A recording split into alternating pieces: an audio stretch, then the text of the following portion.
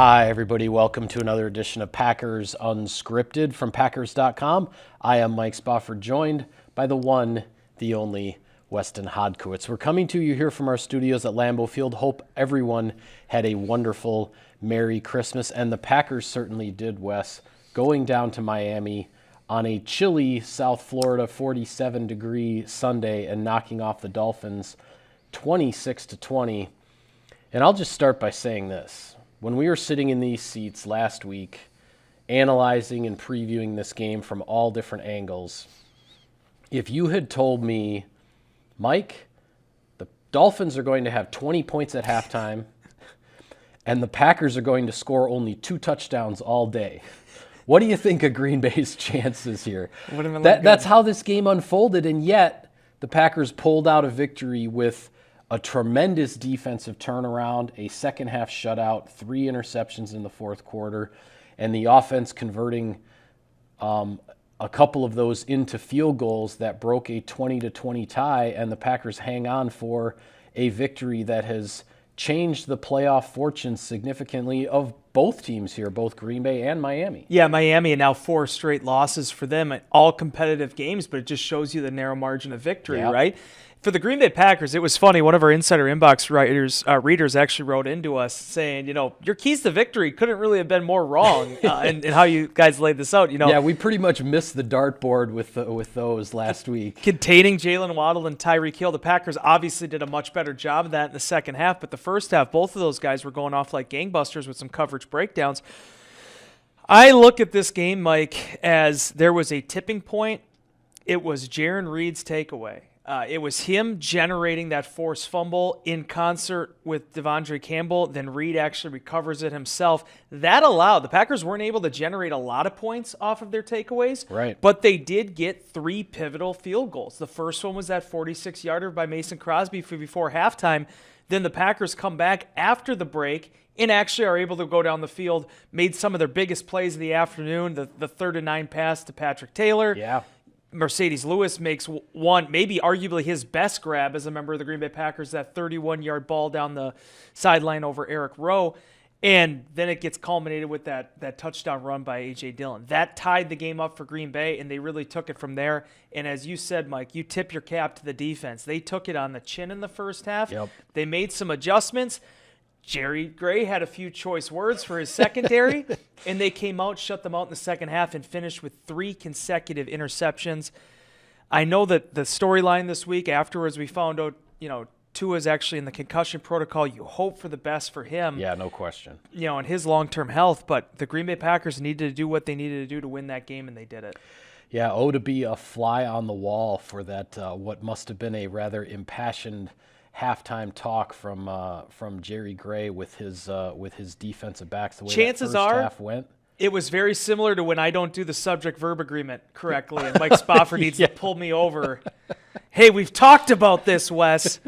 No, I mean, he got his guys going. Yeah, he did. He got his guys going. They clamped down. I mean, the yardage first half was like 271, and second half was 105, and it really was cutting down. It was cutting down on the explosives. The long touchdown to Jalen Waddle early in the game was exactly what you feared from this team, and then the one to Tyreek Hill down to the 1-yard line, again, exactly what you fear when you play a team like this.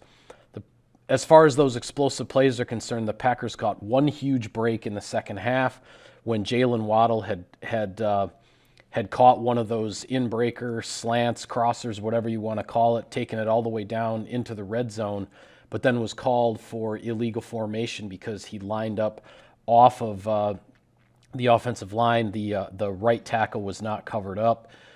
So the Packers caught a break there, and then on the very next play, Devondre Campbell gets his interception, the second of the 3 interceptions in the fourth quarter. And I guess that's what I was going to say, where I don't disagree with you with regard to the Jarran Reed fumble and recovery late in the first half being a turning point, because the score is 20-10 at that point. The Dolphins are at midfield late in the first half. They're looking like they're going to get a field goal minimum to go up 23-10, maybe a touchdown to go up 27-10, and then you are playing uphill big time in the second half. But I thought that this was the kind of game where there were just multiple turning points where the game kept swinging back and forth because the game is tied 20-20. Aaron Rodgers tries a deep shot to Allen Lazard in the end zone. Apparently, when it's less than 50 degrees on Christmas Day in Miami, there's no such thing as pass interference because Allen Lazard gets knocked away from the ball and it gets picked off. But the very next play, Jair Alexander gets the interception. Another turning point there. And I just mentioned the illegal formation on Jalen Waddle. And then Devondre Campbell gets an interception right after that. The Dolphins go from thinking they've got first down, maybe first and goal in the 10, whatever it was going to be, to suddenly the Packers have the ball and are going the other way with a 23-20 lead and only 6 minutes on the clock. And the Dolphins are looking at trying to get that stop and get the ball back, which they do.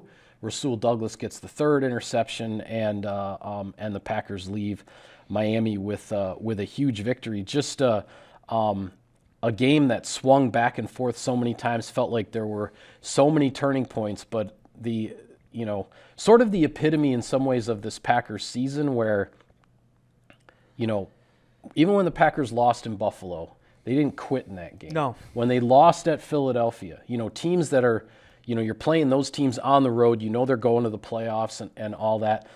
Packers didn't quit in the game in Philly either, and they got that to a one-score game late when a lot of stuff was going against them. The Packers haven't quit on their season. At 4-8, when they were flying back from Philadelphia a month ago, would have been easy to quit on the season at that point. They haven't quit on the season. They're 7-8 now with a 3-game winning streak. They're very much alive with 2 home games here coming up. For as much as there's been the inconsistencies, the up and downs and everything, the defining characteristic of the 2022 Packers is they do not quit. They don't. And I also look at this game too, Mike, to touch on one more thing with the Jarran Reed fumble. That play after that, really the Dolphins got away from Raheem Mostert. And when you think about playmakers, guys that could potentially hurt you, what's the number one way to take them out of a game? Generate turnovers. Yep. Not only did Mostert really not touch the ball much after that fumble, they kind of got away from their running game altogether. The more this thing was into his hands, the more interceptions, the more takeaways Green Bay was able to generate. And watching those clips of Jair Alexander's interception, and obviously everybody's seen the interview now with Pam Oliver afterwards and just how funny that was in the 30-second bit. But what is interesting to me about that I don't think enough people are talking about is the first thing Jair says there. When these guys are coming in motion, just how flippin' fast they are. Yeah. You can see it. It's not just their straight line speed, it's their ability to turn on a dime. That is a challenge that is ever present when you're facing the Miami Dolphins. And it's the reason why no team wants to see them in the playoffs, because those guys are game wreckers. Green Bay in the second half, whether it was Ennis Gaines having to step in for Keyshawn Nixon being out, whether it was Reed having to play important snaps at the 5-tech with Dean Lowry being unavailable due to the calf injury, Darnell Savage coming back in and playing on the top of that thing. Packers needed to keep those playmakers in front of them, and they needed to tackle. They did that in the second half. And when you do that enough, Mike, it generates turnovers. It generates takeaways when you're asking a young quarterback like Tua, a young team like the Dolphins, to be able to extend, to grind for points. The Green Bay Packers defense got back to doing what it did well at spurts last season. And I thought that was a big key to victory in this one. Yeah, it absolutely was. And there was so much about this game that was characteristic of this Packers season in general. And what I mean by that is up and down, positives, negatives on in all three phases. You look at special teams. Keyshawn Nixon has a 93-yard kickoff return right on Miami's first kickoff after the opening field goal. But the special teams also botched a fake punt and gave Miami the ball in great field position. Offensively, that drive to start the second half, had to have it down by 7. You can wipe out everything that's happened in the first 2.5 quarters if you can drive down and tie the game at that moment, because you say, okay, it's 2020, game on, nothing up to this point has mattered, and let's go. And the Packers were able to do that. Took 7 minutes off the clock, 11 plays, I think it was, 78 yards. Tremendous offensive drive when you had to have it. But 2 failures in goal to go that led to field goals, another failure in the red zone that led to a field goal. Packers not offensively not able to capitalize on all their opportunities. So there was the positives and negatives. And then defensively, as we talked about, getting burned by the explosives early on, but then suddenly over the last 32 minutes of the game, you generate 4 takeaways and completely change the complexion of the game. So the Packers are still kind of riding this, this roller coaster of up and down play. They know what they're capable of. They know what they need to fix. If they can take care of the latter in these last 2 games, they might still be playing in January. You set me up perfectly here. You John Stockton, my Karl Malone. All right. Because that is a thing I really wanted to delve into here because, yes, the Packers did not generate enough points off of those takeaways. Yes, if you kick too many field goals, it is probably a recipe to lose those games. But you know what Green Bay did in this game that they've struggled with at times? It's not just the complementary football. It's how well they excelled in situational football in this game. Yep. The Keyshawn Nixon kickoff return, awesome. He was lamenting afterwards, not getting a touchdown. Rasul Douglas made a little bit of a funny about that as well. They aren't able to get the touchdown.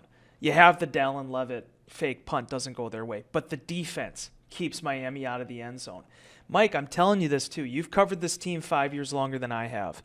But this is the best the Packers kickoff coverage units have looked in my time on the beat. When they kick, these guys get down, they stay in their lane, and they attack the football. In that game, with Raheem Mostert only averaging 19 yards per kickoff return, Raheem Mostert is a weapon on kickoff speedy return. kickoff returner. Yeah. You talk about using starters on special teams. No Miami doubt. does that, and then some. Ennis Gaines, Tyreek Carpenter. I go back to the beginning of the season, and Matt LaFleur was asked about this on Monday in his day after press conference.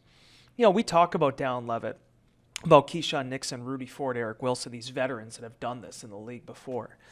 But what was the thing you and I discussed back in training camp? It was the idea of, okay, you're going to have some guys that maybe aren't your traditional starters, but are core special teamers that you're going to build your units around.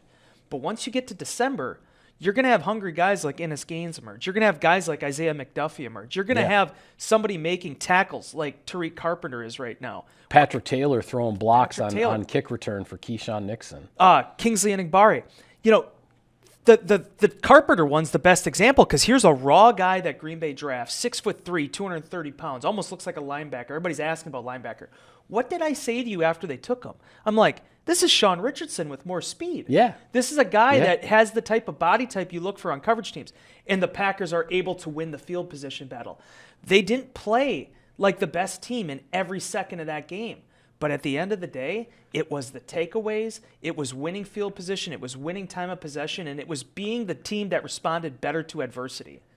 And that's how you make the playoffs. Yeah, absolutely. And that's why I talked about how important that drive opening the third quarter was, because there were a lot of things that had gone wrong in the first half for the Packers. Yet they got to the locker room down 7. They were getting the ball coming out of halftime. And now, after their first 9 tries this season, when they were fielding the second half kickoff, they only got 1 touchdown in their first 9 tries. They've now done it back-to-back weeks against the Rams and the Dolphins, taking that second half kickoff. And this one was crucial because you get that game tied up, and then it's sort of like from then on, the rest of the game is kind of crunch time, right? Yep. It's like you forget about everything else. It's 20-20. You play ball. You got a quarter and a half with your season on the line. And from the time that game was 20-20, there was absolutely no question who the better team was on the field. And no matter what happens up to that point, when you get to whatever moment a game reaches crunch time, there is no better formula in this league for winning than being the better team with the game on the line, because it allows you to cover up the mistakes you make in an inevitably imperfect game, because nobody goes out there and plays a perfect game. So and think about this too.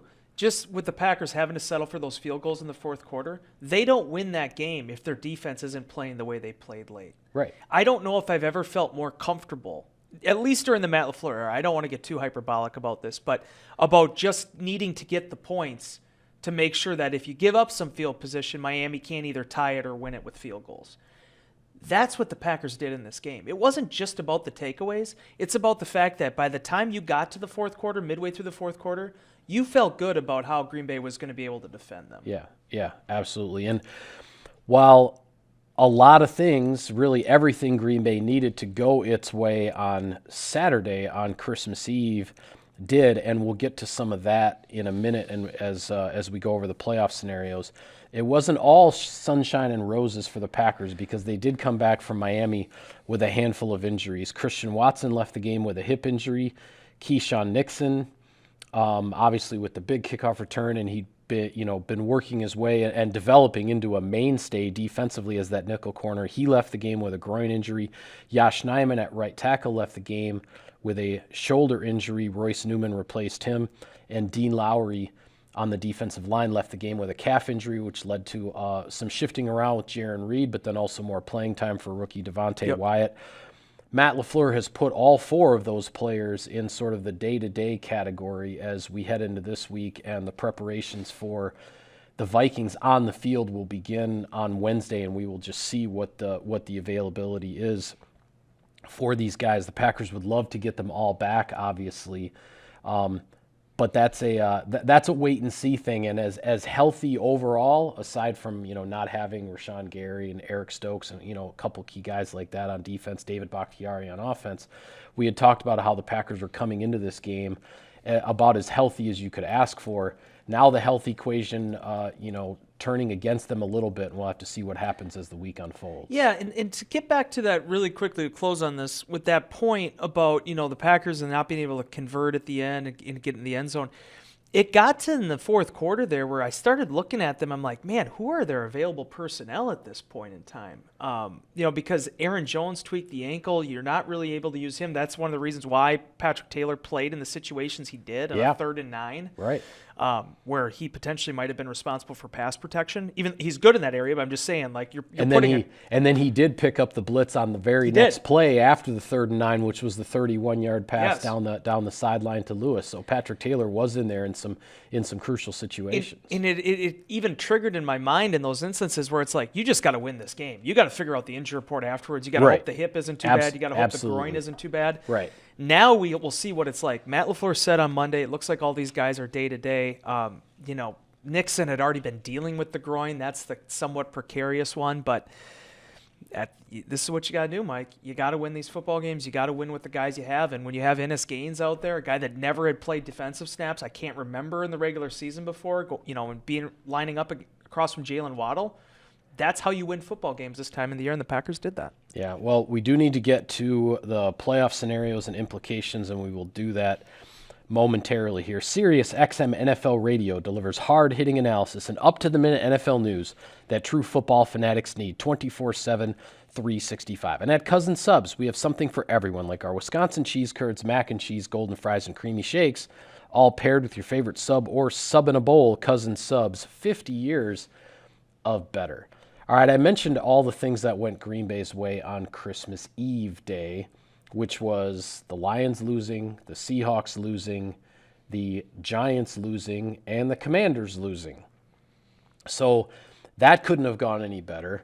The Packers get the win that they need in Miami. So now Green Bay comes back. You've got 2 home games here, Minnesota and Detroit, division opponents, indoor teams coming hopefully to what will be the cold of Lambeau Field, although it's not supposed to be super cold on New Year's Day for the Vikings. But but it's chillier than U.S. Bank Stadium, certainly. Maybe not chillier than the press box in Miami, the way you and I were freezing sitting underneath an air conditioning vent that nobody could figure out how to shut off. But sorry, I digress.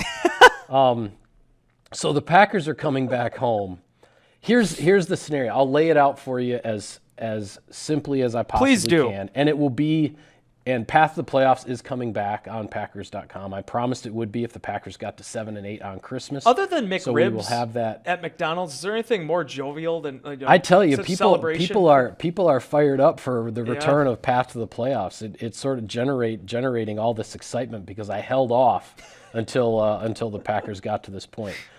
Packers are 7-8. If they can win out and finish 9-8, they need either a loss by Washington or 2 losses by the New York Giants, and the Packers will have a playoff spot. Now, I don't even want to get into the scenarios. You might as well go buy a Powerball ticket if you're trying to figure out how the Packers can get into the playoffs at 8-9 if they split their last 2 games as opposed to winning them both.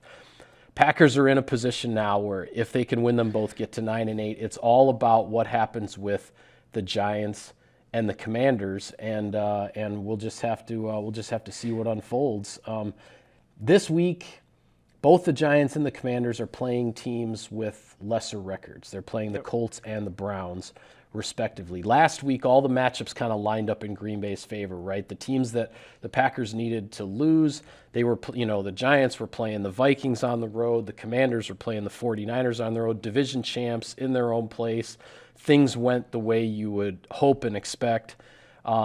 Packers are going to be, crossing their fingers a little bit here with the matchups that the Giants and the Commanders have this week. But that being said, the Commanders in particular not playing well of late and have a quarterback situation here with Ron Rivera trying to decide essentially whether to go with Taylor Heineke or Carson Wentz down the stretch here to try to get a playoff spot for Washington. Yeah, first off, if I may start with this, the Packers, when you look at how this weekend shaped out, you ever see Forget Paris? The movie Forget Paris? I don't think I did. With Billy Crystal. 1994 Billy Crystal vehicle. Okay. Forget Paris.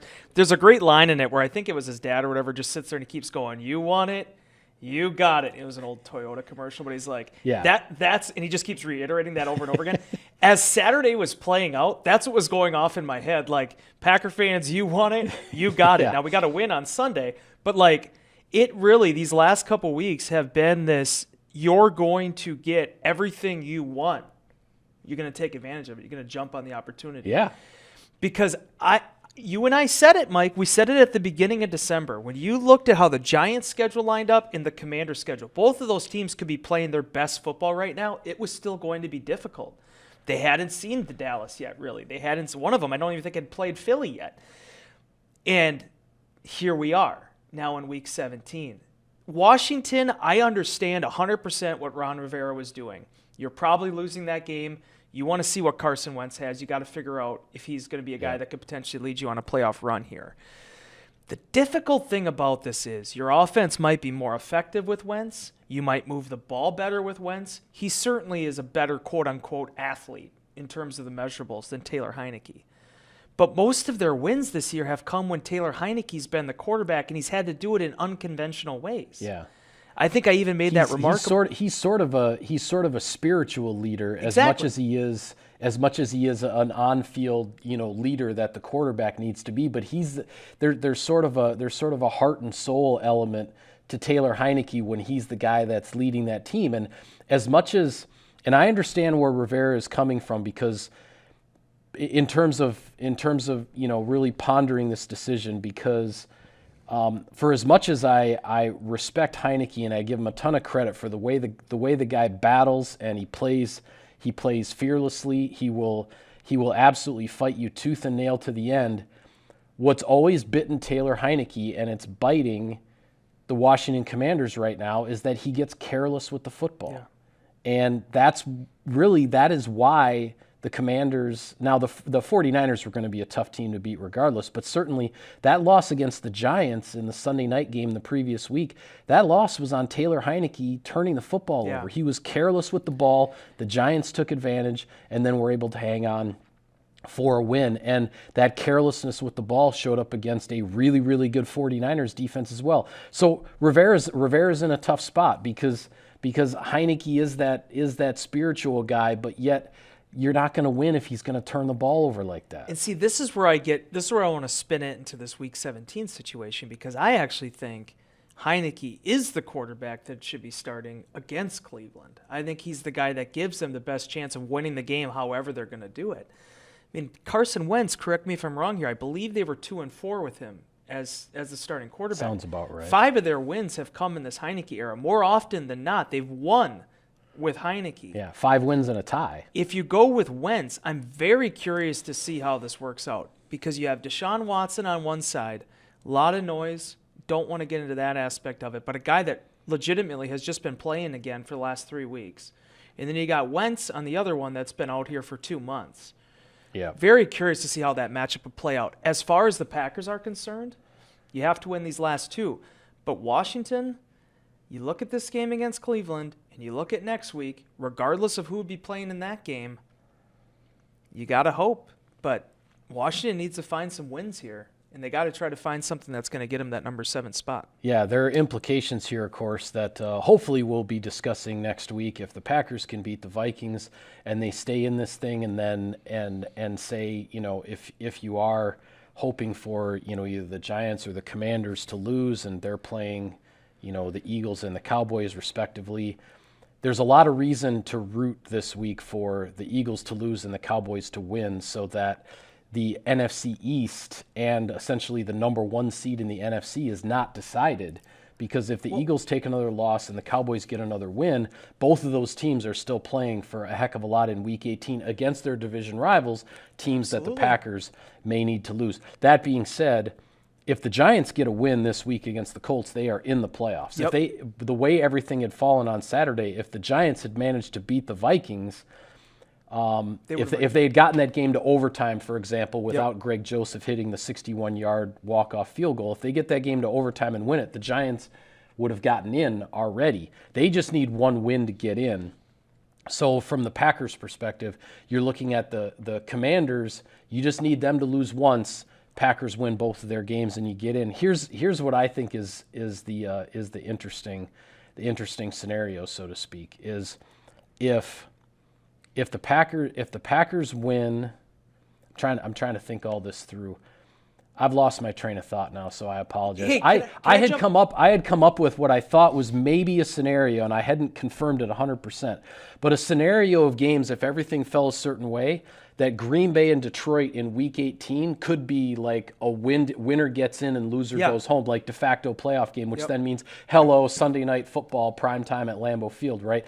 I don't know. I'm still not 100% sure if that can actually happen. Maybe there's a lottery ticket out there that somebody could punch and figure out a way for that to take place. I don't know if this time is going to be enough for you to recombobulate and think about that stat, but I want to say this because we focus so much on the Green Bay Packers. Everything worked out perfectly for them last weekend. It also lined up very well for them this week because think about it. Tennessee, there isn't a lot for them to play for this week. Everything is coming down to that Jacksonville game next week. So you would hope, regardless of who the Dallas Cowboys, play, don't play, whatever, that's going to be a winnable game for them on Thursday night. Think about this too, Mike. I was talking with Tom Fanning, our PR, assistant director of PR, about this in the press box on Sunday. If Detroit doesn't kind of choke on its marbles there a little bit against Carolina, there was a scenario where the Packers could have played Detroit, gotten to that game and beaten Detroit, and Detroit still would have been the team that advanced based on strength of schedule. Yeah. It worked out strength of victory. Perfect strength of victory. Right. It worked out perfectly that Carolina, with a playoff push, completely ran them out of the building. Oh my goodness. And get this too. Philadelphia, Jalen Hurts, shoulder injury. They're going up now against New Orleans. New Orleans at 6-9. People upset about Dennis Allen and everything. They're still kind of in this thing in the South. Yeah. The teams that need to play for something benefit the Packers. The teams that necessarily don't need to play anything for this week also benefits the Packers. Yeah. I think the scenario I was trying to put together is this. Giants win, Commanders lose, Packers win, Seahawks lose, and Lions win.